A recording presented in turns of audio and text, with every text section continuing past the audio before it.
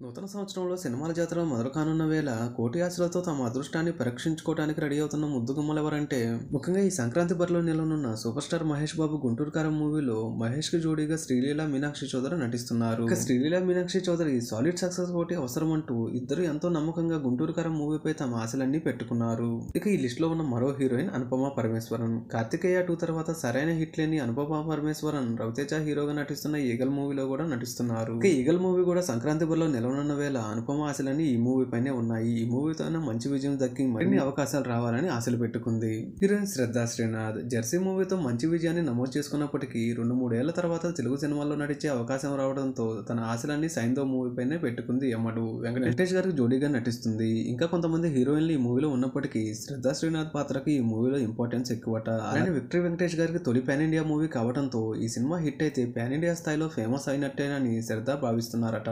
ఈ హీరోయిన్స్ లో ఈ సంక్రాంతి బరిలో విజయం ఎవరిని వరిస్తుందో వెయిట్ చేసి చూడాలి మరి.